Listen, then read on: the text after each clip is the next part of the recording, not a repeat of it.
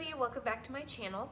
Today we're going to talk about my 5 tips to keep your hair healthy. So let's just hop right into it. Number 1, good shampoo and conditioner. This is really important. Doesn't sound that important, but it is. You can go to the grocery store or Target or Walmart and buy anything off the shelf and think it's no big deal because you just rinse it out of your hair. It's really not the case.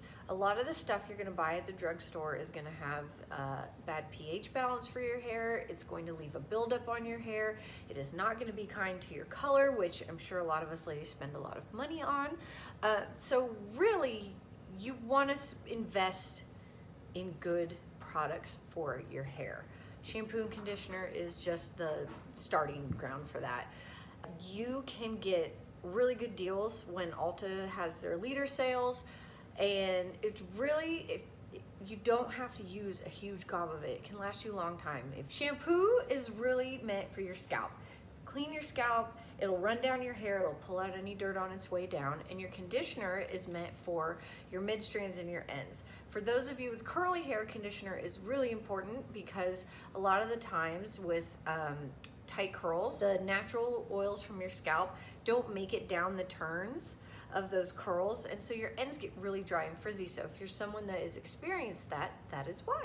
So conditioner is really important. Even for my fine baby hair, it's still important to put moisture in it. So invest in some good shampoo and conditioner. Trust me, it is worth it.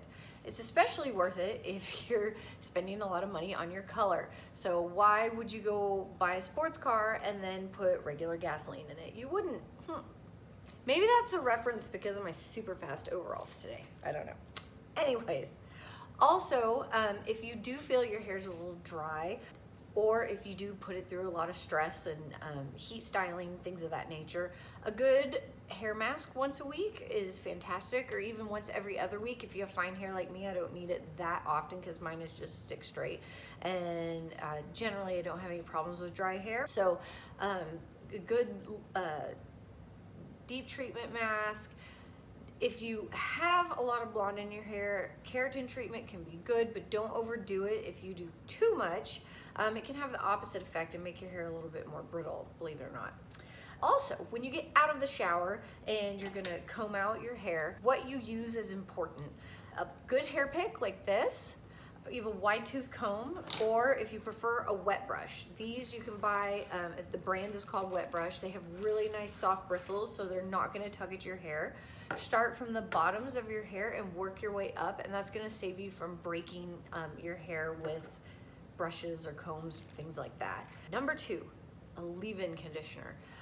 Leave-in conditioner, heat protectant, you can get them both in this. This is my absolute favorite product. This is Kenra's blow dry spray, and I'm sorry it's glaring off of, but this is by Kenra. It's called blow dry spray. It has a heat protectant already in it, and it'll help detangle your hair, and it's a nice light leave-in. This will not weigh your hair down. So if you have fine hair, it's fantastic because it's not gonna weigh your hair down. If you've got thick hair, it's fantastic for that. It's gonna help speed up your blow dry time, which for those girls with thick hair, we all love that. So this is super important. I would definitely get yourself some sort of leave-in. I don't care what type of hair you have, you should use a leave-in before you use something like this to brush through your hair. You're gonna save yourself from a lot of breakage. Number 3, don't wash your hair every day. I used to be a habitual breaker of this rule. I washed my hair every day. I felt that was the only way it would look good. What happens is it's kind of counterintuitive. So you think you're washing your hair and you're gonna get all that oil out of there. Really what happens, you strip your scalp every day and your pores start kicking out more oil than they need to because you've stripped it. So trust me on this. If you can go 2 or even 3, or you'd be surprised, you could go 4 without washing your hair every day. It'll take a good few weeks for your scalp to adjust, but once it does, you will thank me. You will not have to wash your hair every day. Dry shampoo, like was in my previous video, if you use that at night, if you do get oily, spray it in your hair at night, spray it at the roots, brush it through. In the morning, style your hair as usual.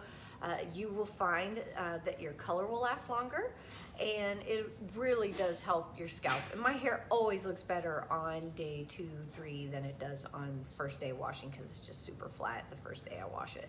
Next tip, number 4, is your hot tools. So a lot of us have been using flat irons and curling irons that are so old. They work, but chances are the thermostat, if you're looking at something that you've used often that's probably over a couple years old, sometimes the thermostats can go bad in them. So we think we've got it set at 225, 250 when actually it's a lot hotter than that and it's burning our hair. So investing in some new hot tools is actually pretty important. We think because it flips on and it gets hot that it's working. And yes, it may be working, and yes, it may be getting hot, but sometimes it's getting too hot. And so I have a lot of my clients that are using old products, and when they come into me and they go, oh, I don't know why, I use heat protectant, why my hair is still getting fried. Sometimes it's because our hot tools are just too hot. Either your setting is too hot, or the hot tool itself, the thermostat's broken in it, and you wouldn't know unless you went Bill Nye on it and tested it with something. I don't even know how to do that. So it really is important to make sure that your hot tools are working properly. On top of making sure they're working properly, a heat protectant is a must. I cannot preach this enough. If you've gone and you've gotten this and you have a leave-in in your hair that has a heat protectant, great, you're ahead of the game. You don't have to worry so much about it.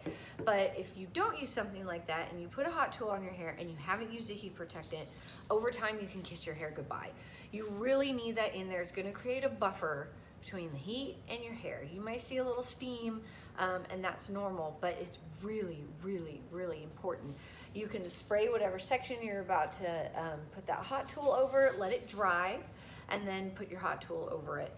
Do not put a hot tool in damp hair, whether it's damp from product or damp because you got lazy and you didn't finish drying it enough. And you know who you are, because I know you're out there. But stop, because you're burning your hair. And then what happens is you come in and you're like, oh, my ends just look so gross, and you're having to cut more and more off of it just to make it look good. Use a heat protectant. It'll get you a long way. It'll save your hair in the long run. Trust me on this. It is super important. I can't preach that enough. If you go buy the crappiest shampoo you can find and you take nothing else from this, please use a heat protectant if you're using hot tool. Number 5.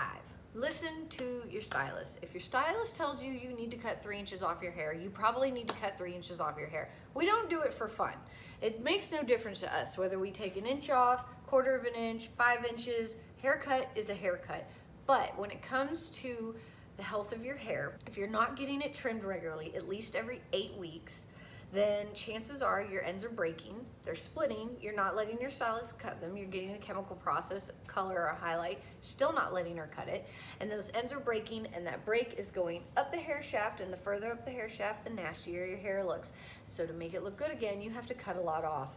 So I highly recommend getting your hair trimmed every time you see your stylist, even if it's just a baby trim or what I call a dusting. Sometimes I will dry my client's hair completely and take such a minuscule amount off you can't even see it on the floor, but it is worth it because it'll keep your hair healthy, especially if you're trying to grow your hair out.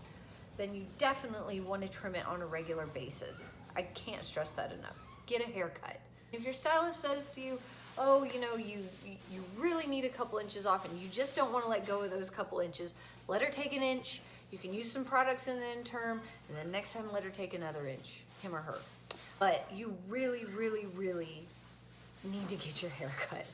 Now that being said, if your hair is super damaged, hi Norman, if your hair is super damaged, there is no secret cure for it other than cutting it off. I wish I could tell you that there is, and there isn't. If your hair's really damaged, whether from bleach or getting too much of a hot tool, you haven't had a haircut in a long time, just a baby trim isn't going to be enough. The only way to make your hair healthy is to cut that damage off. Now, you can hide it with good products, but it doesn't make it go away. There's nothing out there that is going to repair that damage once it's done. It's just not scientifically possible. Those are my 5 tips to keeping your hair healthy. If you guys want to get some more hair tips from me, let me know, comment below. I could do another video on styling products since I just went into the basics right now, but if you guys have questions about hairspray, volumizers, all that kind of stuff, I can go over that too. Just let me know in the comments what you guys want to hear about. So hope this helped you guys. I hope it was informative. Thank you so much for watching, and I'll see you next week.